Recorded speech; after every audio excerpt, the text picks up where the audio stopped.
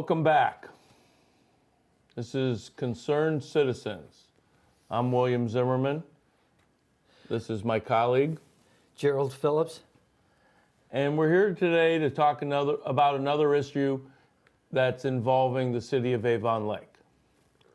The power plant and its remediation and renovation and redevelopment is at the forefront of our city.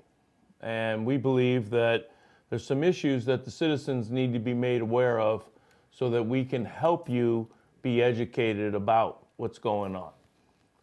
We've had a variety of figures thrown around in regards to the value of the power plant, and we're here to try to set that straight for you and to talk about a TIF. Gerald, would you please explain what the TIF is? Yeah, before I get into a TIF, I want to explain, the fact that this concept, and I'll explain it, significantly affects the Avon Lake School District. And on November 19th, at the school board meeting, after the levies failed, there were like 30 people talking about the failed levies. Well, I talked briefly about a TIF to educate the school board about what's going to be coming before them in the very near future. And a TIF significantly affects their revenue stream. And in this past meeting on December 17th, I again presented to them, and I gave them another handout that dealt with the interim development agreement as related to the TIF. So let me explain to you what a TIF is. The TIF is an acronym for a word called Tax Incremental Financing. And I'll explain to you what a normal development situation would be without a TIF and then with a TIF so you can understand it. In a normal development situation, the developer, say of the power plant, would put in the streets, the roads, all the utilities and the public improvements. They would do that at their expense. That's part of the development cost. Then once the development is done, then that development would be subject to property taxes. And a good portion of the property taxes, like 90% of it, goes to the school district. A little bit goes to the city, and a little bit goes to the county. So in the normal situation, the developer pays for the improvements and pays for the property taxes.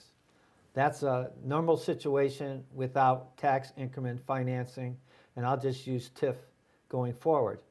Under a TIF situation, the City Council of Avon can approve a TIF ordinance to basically divert some of those future tax revenues. That's why it's called tax incremental financing. The increase in the value of that property from the improvements, that's the incremental tax revenues. That tax revenue is diverted to pay for the improvements that the developer would normally do. And that's done by a mechanism where the developer most likely will probably be working with the Lorraine County Port Authorities to generate bonds to pay for the improvements. Now, the City of Avon Lake will not be liable on those bonds. The security for those bonds will be the future tax revenues from the project. And what happens is those future tax revenues from the increased value, which normally would go to the school district mainly, is diverted, okay? And they're used to pay off the bonds for the improvements. So what, in essence, the developer basically does not pay for the improvements, and they pay the taxes, which is then used to pay off the bonds. So in that situation, the developer only pays for the taxes, not the improvements. So in essence, the TIF basically gives the developer basically a corporate subsidy or corporate welfare, whatever you want. It's basically relief. They only pay one. And the big loser in that type of situation is the school district. Now, under the law, the school district has limited rights. If the TIF can be as much as for 30 years of that future tax revenue, or it could be or shorter, and the percentage could be anywhere up to 100%. So the maximum TIF is 30 years, 100%. That's available. Now the school district, if the TIF is for more than 10 years and more than 25%, then they need the approval of the school district in order to approve the TIF. So at some point, the school district is going to be faced with an ordinance passed by city council dealing with the TIF before them. Now, the tax increment financing started, the history of it started back, in the, I believe around the 50s. It dealt with a situation where it was needed to develop blighted areas that were needed urban renewal, but for this type of financing, a TIF, those projects would never occur. The urban renewal would never take place. So what developed was what they call a but-for test. And the but-for test means that but for the TIF, this development would never occur because no private investor would do it because of the risk and associated with it. It was mainly associated with urban renewal. Over the years, it's become watered down, and it's now become, almost applied by every developer in the sense that it's a corporate subsidy, and all they care about is the bottom line, and therefore, a lot of them ask for a TIF. And ALERG, which is the Avon Lake environmental remediation development group. Did I get that right? I believe Avon you were Lake close. Environmental Redevelopment Group, LLC. They're asking for a TIF. And they've asked for the maximum, okay? In a development agreement, basically they want the maximum.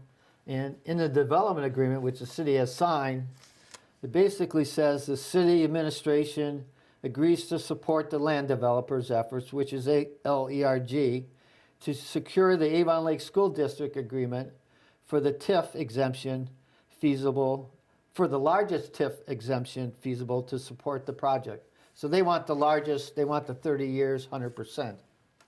Now, what a TIF is basically easily identified by this graph. The bottom line is the value of the property as is, undeveloped. That money will automatically go to the school district, regardless if it's developed or not. The orange area is the tax increment revenues. That's what the TIF is about. This is the number of years. This is the value of the development. So you see it goes out. For example, in the situation, if the school district doesn't approve the maximum and they just go with the 10 years, at the end of 10 years, they will get 100% of that revenue. During the 10 years, they will get 25%, 75% will be used to do the bonds. And that's a very good example visually to see what happens.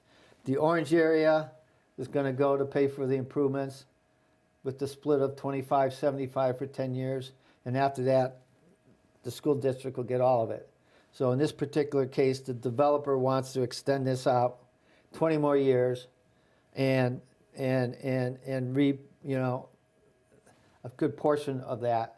How much it is based on a negotiation between the city and ALERG to work on an agreement between themselves. So that kind of explains what the TIF is. It's very important that you understand it, especially for the Avon Lake residents and citizens. You just voted on 2 school levies concerning expansion, remodeling certain schools, and also an operating levy. So those levies will probably come up in the future, and I think you need to be aware of this TIF and the important decision that the school board will probably have to make, and Avon Lake City Council. So I recommend that you attend city council meetings about the TIF, school board meetings about the TIF.